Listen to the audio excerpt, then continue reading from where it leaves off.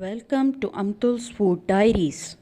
अस्सलामुअलैकुम। इस दुआ के साथ कि अल्लाह हम सबको अपने हिफ्ज़ अमान में रखे, रिज़्क़ और रोज़ी में बरकत दे, हमें अपने वालिदैन के लिए सदका जारी बना दे और हमारी औलादों को हमारे लिए सदका जारी बना दे। जी जनाब, तो मौसम तब्दील हो रहा है और सबकी तबीयतें ख़राब हो रही हैं, तो उसी लिहाज से मैं जो है इंशाल्लाह आज चिकन की यखनी बना रही हूँ।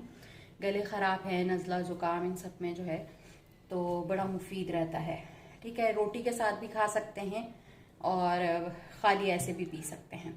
ठीक है, इसके लिए मैंने चिकन ले ली है विद बोन, तकरीबन आधा किलो है। सही, एक छोटी साइज़ की प्याज ली है, शाह ज़ीरा है, ये जो है सिनेमन स्टिक है, दालचीनी है, लौंगे हैं 4-5 अदद, हाफ टी स्पून साबित काली मिर्ची है और 2 बड़ी इलायची ली है। ठीक है, चलिए अब साथ साथ स्टार्ट करते हैं। जी, एक भगोने में मैंने जो है वो तकरीबन 3 टेबल स्पून जो है वो मैंने ऑयल लिया। बहुत थोड़ा सा लेंगे और इसमें मैं जो है ये जो हमने तमाम गरम मसाला और प्याज रखी थी वो सब डालते हैं।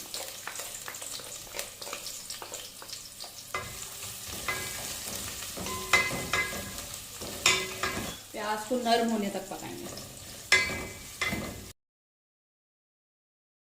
अच्छा जी, प्याज नरम हो गई है। अब मैं इसमें 1 टेबल स्पून अदरक लहसुन का पेस्ट डाल दूँगी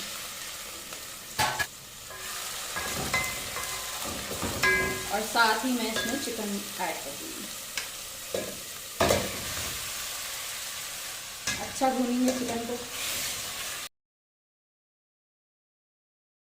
अच्छा जी, हमारे पास जो है वो चिकन ने कलर चेंज कर लिया है। अब हम इसमें 1 टीस्पून नमक, ठीक है, नमक थोड़ा कम रख रही हूँ मैं, हाफ टी स्पून हल्दी और 1 टीस्पून काली मिर्ची भर के, ठीक है, अभी अभी पीसी है तो तेज़ है तो ये मैं डाल रही हूँ। और साथ में मैं एक चिकन क्यूब डाल रही हूँ, इस वजह से मैंने नमक कम रखा है। ठीक है, आप अगर ये नहीं डाल रहे तो अपने टेस्ट के हिसाब से बढ़ा सकते हैं नमक को।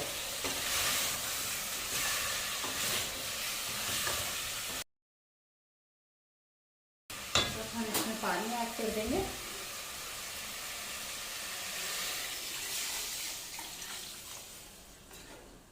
तकरीबन 1.5 लीटर के करीब मैं इसमें पानी ऐड कर दी।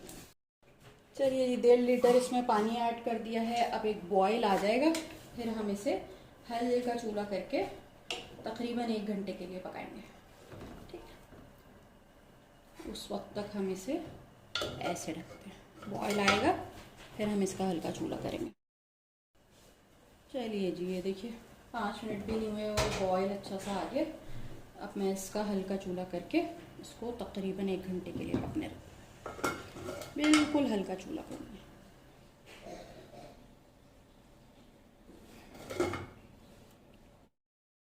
चलिए जी, चेक कर लेते हैं। माशाल्लाह देखिए बहुत ही ज़बरदस्त खुशबू आ रही है और ये हमारी यखनी तैयार हो गई है। अब चाहें तो आप ऐसे ही पी सकते हैं और चाहें तो इसमें रोटी चूर के भी खा सकते हैं। सही, गोश्त भी एकदम से रेशा रेशा हो गया। सही, अब मैं इसको डिश आउट कर लेती हूँ। इसके ऊपर मैंने नेट रख दिए ताकि जो गरम मसाला वगैरह है वो ऊपर ही रह जाए। ठीक है, ये देखिए प्याज वगैरह तो पीने में आसानी रहती है। गोश्त हम ऐसे ही डाल देते हैं।